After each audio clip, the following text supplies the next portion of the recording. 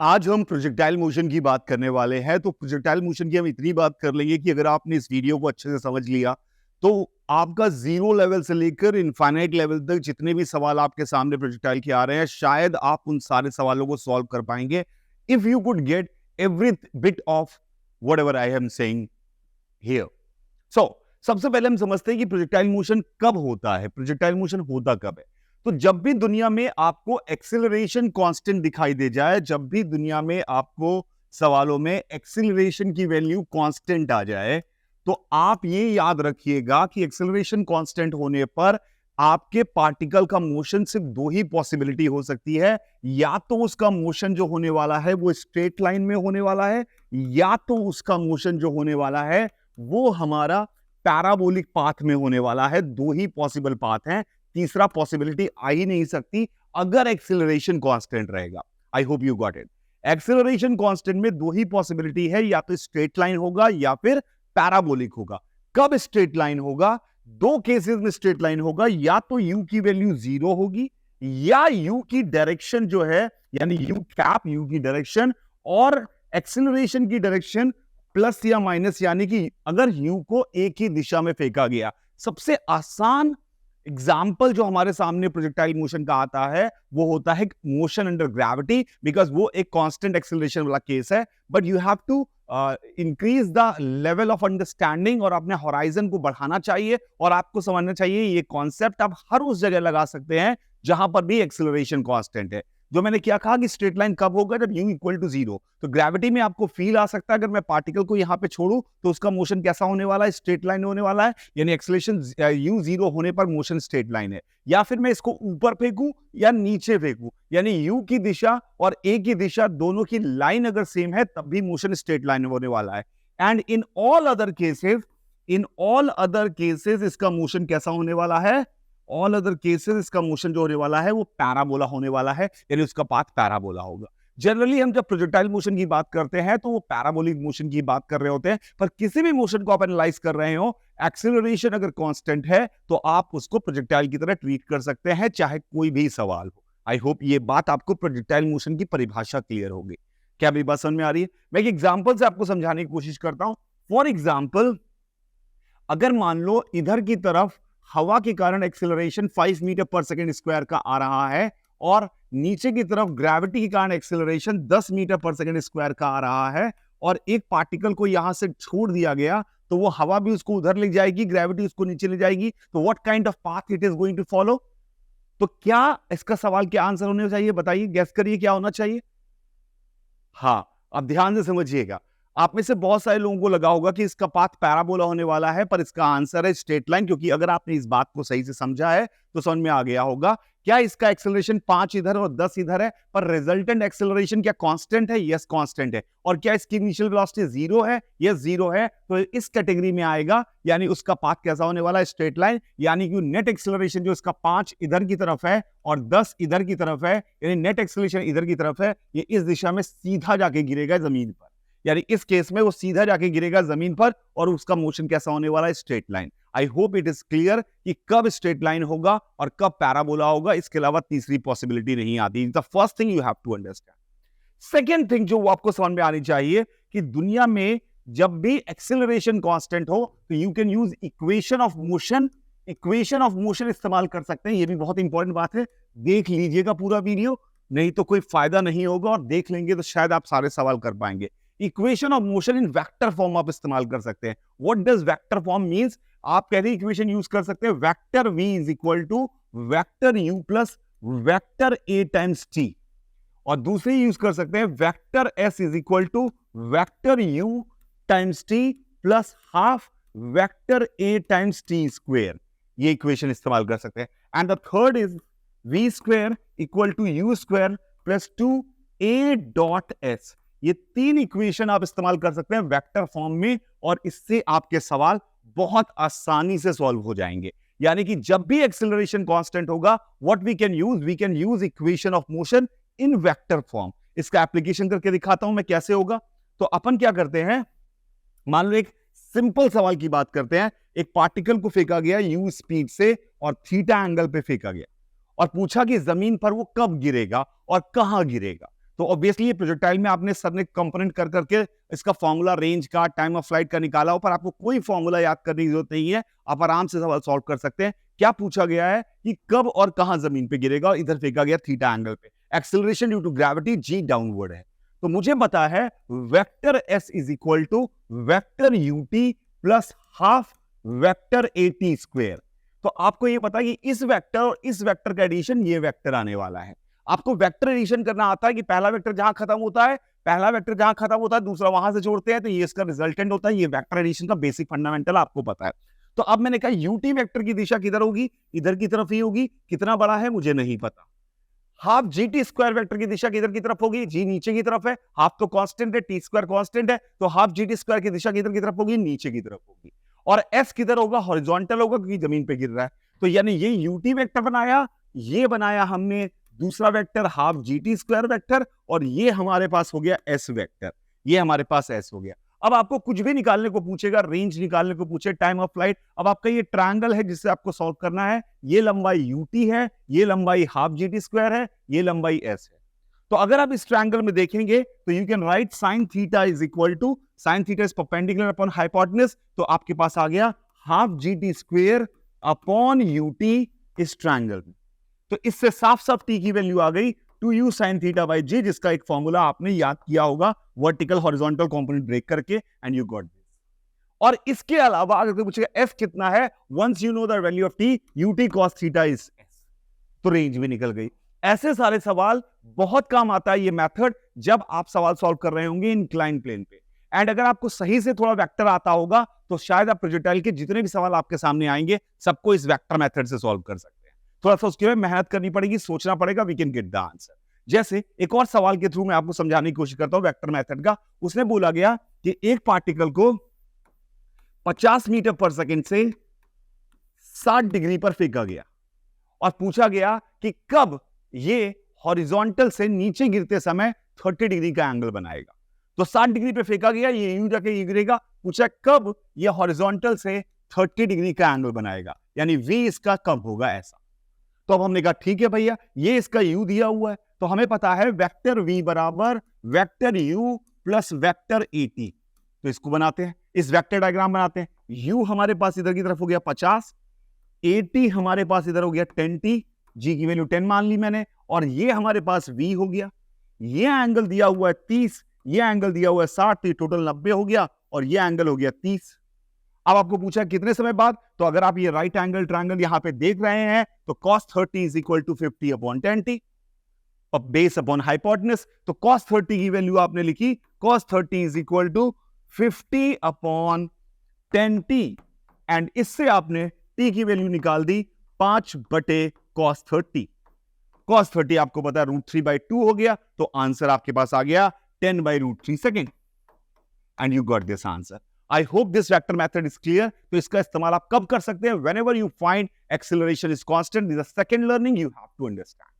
First learning क्या बताई थी, part type of motion, projectile होगा, पैराबोला होगा कि स्ट्रेट लाइन होगा। सेकंड लर्निंग है you can use equation of motion. I hope it is clear. अब आते हैं थर्ड टाइप ऑफ सवालों में जिसमें पूछा जाएगा, पहले आपको एक बात समझ में आनी चाहिए, मैक्सिमम रेंज के सवाल जो होते हैं उनको समझने की कोशिश करते हैं। वो बोलता है मैक्सिमम रेंज कितनी होगी, मैक्सिमम रेंज कितनी होगी, इसके मल्टीपल सवाल आते हैं। तो अगर कोई स्पीड दे दी जाए और पूछा जाए कि कहां तक जा सकता है, या पूछा जाए कि यहां तक जा सकता है, तो मिनिमम स्पीड क्या होगी, दोनों सवाल सेम है। सुनिएगा दोबारा क्या बोला मैंने। अगर पूछा जाए कि स्पीड दे रखी है, कैसे फेंके कि कितनी दूर तक इस जगह गिर सकता है, एक सवाल। और अगर पूछे कि यहां गिराना है, कितनी मिनिमम स्पीड से फेंके, वो सवाल। दोनों सवाल सेम है। क्या मैं बात समझ में आ रही है? फॉर एग्जाम्पल जमीन के सवाल में पूछा जाए कि अगर मैं इसको यू से फेंक सकता हूं किसी भी दिशा में, किधर फेंके कि रेंज मैक्स दूर से दूर गिरे, दूर से दूर गिरे, तो आपको इसको याद होगा कि 45 डिग्री पे फेंकेंगे तो दूर से दूर गिरेगा। आई होप इट इज क्लियर। लेकिन अगर मान लो यही सेम सवाल होता कि यहां से 50 मीटर दूर पर मुझे फेंकना है, मैं इसको किसी भी दिशा में फेंक सकता हूं, मिनिमम स्पीड से फेंके कि वो वहां गिरे, तो भी आंसर आपका 45 डिग्री पे आएगा। उसके लिए यू मिनिमम आएगा, क्योंकि वही उस यू के लिए सबसे दूर यही गिर सकता है। आई होप दोनों सवाल समझ में आ रहा है आपको। मिनिमम यू पूछे या मैक्सिमम दूरी पूछे, दोनों सेम सवाल है प्रोजेक्टाइल में। मिनिमम यू कि वहां तक पहुंच जाए या इस यू से कहां तक पहुंच सकता है, दोनों एक ही सवाल हैं। तो इस बात को समझने की कोशिश करिएगा। अब इन सवालों को डील कैसे करेंगे, कौन कौन से केसेस आएंगे, उनकी हम बात करते हैं। जैसे आपके सामने आया कि पहला सवाल कि यहां से ग्रेविटी के अंदर, ग्रेविटी का सवाल है, ये सवाल है, पूछ रहा है किस एंगल पे फेंका जाए, यू से फेंका जा रहा है, किस एंगल फेंका जाए कि मैक्सिमम रेंज होगी, सवाल नंबर 1। दूसरा सवाल, एक इंक्लाइन प्लेन है, ये एंगल थीटा है, और पूछ रहा है किस एंगल पे फेंका जाए, अल्फा की वैल्यू बताइए, किस एंगल पे फेंका जाए कि मैक्सिमम रेंज आए, फिर से इंक्लाइन प्लेन पे रेंज मैक्सिमम आए, ये सवाल हो गया। तीसरा सवाल, अगर बोला जाए कि हवा के कारण इधर की तरफ एक्सीलरेशन 10 मीटर पर सेकंड स्क्वायर का है, ग्रेविटी के कारण 10 मीटर पर सेकंड स्क्वायर का एक्सीलरेशन इधर भी है, और जमीन से जमीन पर यहां पर किस तरफ फेंका जाए कि रेंज मैक्सिमम। तो जितने ऐसे सवाल आएंगे जिसमें आपको पता है कि रेंज की दिशा किधर है, यानी कि मैक्सिमम डिस्प्लेसमेंट किस दिशा में ले जाना है, उस दिशा के सवालों को सॉल्व करने के लिए, मैक्सिमम रेंज के सवालों के लिए आपको करना क्या है? आपको करना एकदम सिंपल काम है। आपको क्या करना है, आपको इस सवाल में 2 लाइनें खींचनी है। जिस तरफ रेंज मैक्सिमम चाहिए वो लाइन खींचनी है। इसमें ये हुई, इसमें ये हुई, और इसमें ये हुई। और जो नेट एक्सेलरेशन है उसकी दिशा बनाइए। नेट एक्सेलरेशन इसमें, नेट एक्सेलरेशन की दिशा मैं दूसरे कलर से बनाता हूं। नेट एक्सेलरेशन की दिशा आपने इधर की तरफ बनाई, इसमें नेट एक्सेलरेशन की दिशा इधर की तरफ बनाई, इसमें नेट एक्सेलरेशन की दिशा इधर की तरफ बनाई, क्योंकि 10 और 10 का रिजल्टेंट ये 45 डिग्री पे नेट एक्सेलरेशन की दिशा आ गई। ये नेट एक्सेलरेशन की दिशा, ए नेट, ये नेट एक्सेलरेशन की दिशा आ गई। अगर आपको कभी भी मैक्सिमम रेंज चाहिए तो जो सफेद लाइन और हरी लाइन, सफेद लाइन कौन सी है, सफेद लाइन हमें ये बता रही है किस तरफ रेंज को मैक्सिमाइज करना है, और हरी लाइन हमें क्या बता रही है, हरी लाइन हमें बता रही है कि हमें एक्सेलरेशन किस दिशा में मिल रहा है। तो आपको क्या करना है, एक्सेलरेशन के अपोजिट दिशा से और जिस प्लेन में मैक्सिमम रेंज चाहिए उस दिशा से बीच में फेंक दो, एकदम बीच, एंगुलर बाइसेक्टर फेंक दो, यानी यहां 45 डिग्री पे फेंक दो, यहां 45 डिग्री पे फेंक दो। इस सवाल में कहां फेंके, ये हुई, इस दिशा में एक्सेलरेशन रेंज चाहिए, इस दिशा में एक्सेलरेशन के अपोजिट है, इसके बीच में फेंक दो, यानी कि ये हो गया 90 माइनस थीटा बाई 2 पर फेंक दो, 90 माइनस थीटा बाई 2 पे फेंक दो। इस केस में इधर मैक्सिमम रेंज चाहिए, एक्सेलरेशन इधर की तरफ है, एक्सेलरेशन इधर की तरफ है, तो ये एंगल हो गया 135 डिग्री, 135 डिग्री। तो आपको मैक्सिमम रेंज चाहिए तो इस दिशा और इस दिशा के बीच में फेंक दो, यानी कि ये एंगल हो गया, आंसर हो गया 67.5। आई hope it is clear, I hope it is clear. ऐसे सवाल जिसमें आपको पता है कि किस प्लेन पे रेंज को मैक्सिमाइज करना है और आपको नेट एक्सेलरेशन पता है, तो आपको मैक्सिमाइज करने के लिए प्लेन और एक्सेलरेशन के अपोजिट डायरेक्शन के बीच में कभी भी फेंकेंगे तो आपका आंसर निकल के आ जाएगा। ऐसे बहुत बढ़िया बढ़िया सवाल बनते हैं जिसके लिए बहुत मेहनत करनी पड़ती है, आप आराम से इन सवालों को कर सकते हैं। I hope you got the point. जैसे इसी सवाल में पूछा गया होता, मान लो कि अगर ये एक इंक्लाइन प्लेन है यहां पर, और ये एंगल जो ये बना रहा है थीटा है, और मुझे कम से कम किस स्पीड से फेंकूं, यू मिनिमम बताओ कि इस ए पॉइंट तक पहुंच जाए, ये दूरी कुछ दे रखी होगी आर, ए पॉइंट पे पहुंच जाए, तो आपको इसके लिए निकालने के लिए पूरी कैलकुलस लगानी पड़ेगी, जरूरत नहीं है कैलकुलस की। What you have to do, आपको एक्सेलरेशन की अपोजिट दिशा खींचनी है, प्लेन खींचना है, और उसके मिनिमम यू के लिए ये एंगल होना चाहिए 90 minus theta by 2, 90 minus theta by 2, और इससे यू फेंका और इस दिशा में एस बराबर u t plus half a t square लगा दीजिए, you will get your answer. Minimum time, minimum u, whatever is being asked, we square equal to u square plus 2s, जो लगाना है लगा दीजिए, you are going to get the answer. I hope it is clear. Clear है मेरी बात? I hope ये बात समझ में आ गई होगी आपको। अच्छा, अब एक सवाल आता है जो बहुत थोड़ा मुश्किल है। उस सवाल को समझने के लिए हमें एक नया कॉन्सेप्ट समझना पड़ेगा, that is called envelope, envelope of projectile. Envelope, envelope मतलब क्या होता है, एनवेलप ऑफ प्रोजेक्टाइल को समझना पड़ेगा। मान लीजिए एक पार्टिकल को यहां से किसी भी दिशा में फेंका जा सकता है, किसी भी दिशा में फेंका जा सकता है, जिस दिशा में चाहें उस दिशा में फेंक सकते हैं, जिस दिशा में चाहें उस दिशा में फेंक सकते हैं। क्या मेरी बात समझ में आ रही है? आप जिस दिशा में चाहें उस दिशा में फेंक सकते हैं। अब आपको करना क्या है, आपको देखना है कि वो कहां कहां तक पहुंच सकता है, कहां कहां तक पहुंच सकता है, इसका पता लगाना है। तो अब मैंने कहा कि यहां पहुंच सकता है, यहां पहुंच सकता है, यहां पहुंच सकता है, यू फिक्स्ड है, पर दिशा कहीं भी कर सकते हैं। यहां पहुंच सकता है, यहां पहुंच सकता है, यहां पहुंच सकता है। क्या यहां हो सकता है ना पहुंच पाए, यहां हो सकता है ना पहुंच पाए, यहां हो सकता है ना पहुंच पाए। तो कौन सी ऐसी बाउंड्री है जिसके अंदर वो सब जगह पहुंच सकता है? तो वो एक एनवलप आता है ऐसा, ये एक एनवलप है। इस एनवलप के अंदर वो जितने भी पॉइंट है, यहां पे कोई भी टारगेट रखा जाएगा, ये इसको हिट कर सकता है, कोई ना कोई ऐसा एंगल मिलेगा कि ऐसे जाकर इसको हिट कर जाएगा। लेकिन इसके बाहर का कोई भी पॉइंट होगा तो वो उसको हिट नहीं कर सकता। ये सबसे इंपॉर्टेंट लाइन है। अगर आपको इस एनवलप की इक्वेशन पता है तो जितने मुश्किल सवाल आते हैं वो सारे मुश्किल सवाल आपके सॉल्व हो जाएंगे। तो इस एनवलप की इक्वेशन को समझने की कोशिश करते हैं। यानी कि यहां के पॉइंट पर पहुंच सकता है और यहां के पॉइंट पर नहीं पहुंच सकता, यहां के पॉइंट पर जस्ट पहुंच सकता है। इसका क्या मतलब हुआ? इसका मतलब यह हुआ कि अगर मैं यहां पर एक h, k पॉइंट कंसीडर करूं, h, k पॉइंट कंसीडर करूं, तो इस पॉइंट पर वो नहीं पहुंच सकता है। और अगर यहां पर मैं p, q पॉइंट कंसीडर करूं तो कोई ना कोई एक ऐसा एंगल होगा कि यहां पे पहुंच सकता है, इसको ऑरिजिन मानते हुए। तो मैंने कहा कैसे करते हैं? तो मैंने कहा कि भैया जब पार्टिकल को माना थीटा एंगल पे फेंका गया, थीटा एंगल पे फेंका गया, तो उसके ट्रेजेक्टरी की इक्वेशन होती है y equal to x tan theta minus gx² upon 2u square cos square theta. ये उसके ट्रेजेक्टरी की इक्वेशन होती है। अगर हम इसमें h, k रखें तो हमें कोई थीटा नहीं मिलेगा, क्योंकि कोई ऐसा थीटा नहीं मिलेगा जो इस h, k पे पहुंचा सके। और अगर इस इक्वेशन में मैं p, q रखूं, अगर इस इक्वेशन में मैं p, q रखूं तो हमें एक ना एक थीटा जरूर मिल जाएगा जिसमें पहुंच जाएगा। यहां थीटा मिल जाएगा, यहां थीटा नहीं मिलेगा, यानी इस बाउंड्री पे जस्ट थीटा मिलेगा। इस बाउंड्री पे जस्ट एक थीटा मिल रहा होगा, क्योंकि इस पे पहुंच जाएगा, इसके हल्का सा बड़ा किया तो नहीं पहुंच पाएगा। क्या मेरी बात समझ में आ रही है? इस पॉइंट पर नहीं पहुंच पाएगा, इस पॉइंट पर नहीं पहुंच पाएगा। तो किस पॉइंट पे नहीं पहुंच पाएगा इसका पता लगाने की कोशिश करते हैं। यानी h, k पर यहां पे y की जगह k डालेंगे, x की जगह h डालेंगे, तो हमें थीटा का कोई भी आंसर नहीं मिलेगा। जरा डाल के देखते हैं। तो y की जगह मैंने h डाला और x की जगह k डाला, तो हमारे पास क्या इक्वेशन आई? क्या हमारे पास इक्वेशन आई? h बराबर सॉरी, y की जगह k डाला, k बराबर h tan theta minus g h square upon 2u square sec square theta, cos square theta ऊपर आ गया, बन गया sec स्क्वायर थीटा, और ये हो गया 1 प्लस tan स्क्वायर थीटा। क्या आपको दिख रहा है? ये जो इक्वेशन है, क्या ये tan थीटा में क्वाड्रेटिक है? क्या ये इक्वेशन tan थीटा में क्वाड्रेटिक है?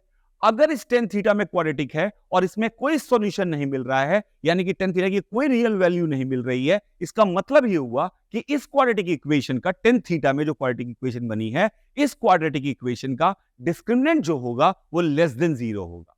डिस्क्रिमिनेंट जो होगा वो लेस देन 0 होगा। और ये जो बाउंड्री होगी, इसके लिए, इसके अगर कोई पॉइंट हम कंसीडर करेंगे तो उसके लिए यहां पे डालने पर डिस्क्रिमिनेंट की वैल्यू जस्ट इक्वल टू 0 होगी। और यहां के किसी पॉइंट के लिए p, q डालोगे तो इसके डिस्क्रिमिनेंट की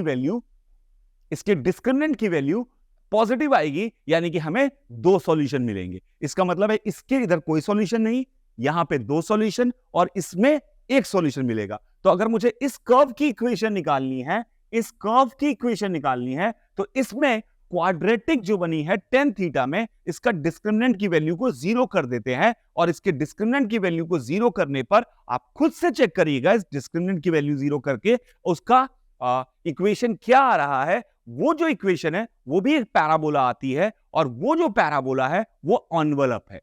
अब अगर आपको एनवलप की इक्वेशन पता होगी तो आप कितना काम कर सकते हैं। जब चेक करने की कोशिश करेगा एनवलप आ गया तो कैसे होगा। अब एनवलप की इक्वेशन आपको खुद निकालनी है। इतना काम, जब जिस आदमी का पेन नहीं चलता पढ़ाई करते समय, उससे सवाल वैसे भी नहीं होने वाले। तो पेन चलाना आपका काम है, आप एनवलप की इक्वेशन निकालने की कोशिश करिएगा। अब जो एक तरह के सवाल आते हैं कि भैया एक टावर है, ये h हाइट की है, यहां पर एक पार्टिकल को u स्पीड से किधर भी फेंक सकते हैं, जिधर चाहे उधर फेंक सकते हैं। ऐसा बताओ कि इसकी रेंज मैक्सिमम हो। अब इसकी रेंज मैक्सिमम हो, अब रेंज मैक्सिमम होगी, हमें पता नहीं है किस लाइन के अलोंग इसकी रेंज होगी मैक्सिमम, तो हम क्या करें? तो हमने क्या किया, इसको ओरिजिन माना और हमने देखा कि इसका जो एनवलप है वो कहां आ रहा है। इसका एनवलप कहां आ रहा है, इसके एनवलप बना दिया। इसका मतलब है इसके एनवलप के अंदर हर पॉइंट को टच कर सकता है और हर जगह पहुंच सकता है, और इसके एनवलप के बाहर कहीं नहीं पहुंच सकता। तो इस एनवलप की इक्वेशन में ये क्या वो पॉइंट होगा जिसके इधर नहीं जा सकता और जिसके इधर जा सकता है, तो यही वो मैक्सिमम रेंज होगी, यही वो मैक्सिमम रेंज होगी। यानी एनवलप की इक्वेशन जो आपने निकाली है उसमें आप एनवलप की इक्वेशन में ये ओरिजिन है, तो उस एनवलप की इक्वेशन में y कोऑर्डिनेट की वैल्यू को -h रख दीजिएगा, और जो x कोऑर्डिनेट आपका निकल के आएगा एनवलप की इक्वेशन में वही मैक्सिमम रेंज होगी, वही मैक्सिमम रेंज होगी। और इसमें यह भी याद रखिएगा ये एंगल 45 डिग्री से एक स्पेशल केस में याद किया, जमीन से जमीन के प्रोजेक्टाइल में हर जगह 45 डिग्री चिपका मत दीजिएगा। तो ये पूरी की पूरी कहानी है जो आपको समझ में आनी चाहिए, और इससे आप दुनिया के सारे सवाल सॉल्व कर सकते हैं। और एक बेसिक इंफॉर्मेशन जो आपने पढ़ी हुई है और हर जगह इस्तेमाल होगी, जिससे बोर्ड के भी सवाल सॉल्व हो जाएंगे, हर तरह के सवाल सॉल्व हो जाएंगे, कि अगर मैं प्रोजेक्टाइल मोशन को जमीन से जमीन, हॉरिजॉन्टल से अलग और वर्टिकल अलग करके मोशन कंसीडर करूं तो हमारा सारा सवाल सॉल्व हो जाएगा। वर्टिकल मोशन से टाइम ऑफ फ्लाइट की अगर बात हो, टाइम की बात हो, या मैक्सिमम हाइट की बात हो, तो उस सवालों को हमेशा आप वर्टिकल मोशन से सॉल्व करिएगा। और अगर कहां पर गिरेगा रेंज की बात हो, तो उसको हमेशा हॉरिजॉन्टल मोशन से सॉल्व करिएगा, वर्टिकल और हॉरिजॉन्टल से काम हो जाएगा। पूरे मोशन में जब वो जा रहा होता है उसकी हॉरिजॉन्टल स्पीड हमेशा सेम रहती है। ये एक इंफॉर्मेशन है जिसको आप याद रखिएगा। इन सारी इंफॉर्मेशन को अगर आप याद रखेंगे जितना मैंने इस वीडियो में बताया, ऐसा कोई सवाल नहीं बनेगा जो आपसे सॉल्व ना हो।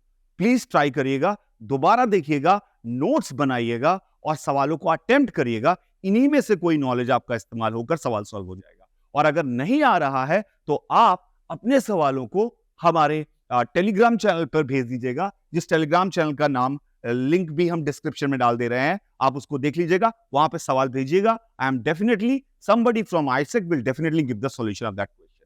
So you can put your question, it is totally free. You can आप अपने डाउट्स डाल सकते हैं और वहां से अपने सवालों के आंसर निकाल सकते हैं। तो वो उसका नाम है NMS Sir at ISEC। इसका NMS Sir at ISEC आपका टेलीग्राम चैनल का नाम है, लिंक डिस्क्रिप्शन में दे दिया गया है। आप इस पर अपने कोई भी डाउट डाल सकते हैं फिजिक्स से related, and we are going to answer. जैसे ही हमें समय मिलता रहेगा हम उन सवालों का आंसर करते रहेंगे। It is a free Telegram channel for everyone who is interested to study, who is interested to understand physics, उसके लिए फ्री है। Thank you very much. Bye रहेगा सभी को। Enjoy your life.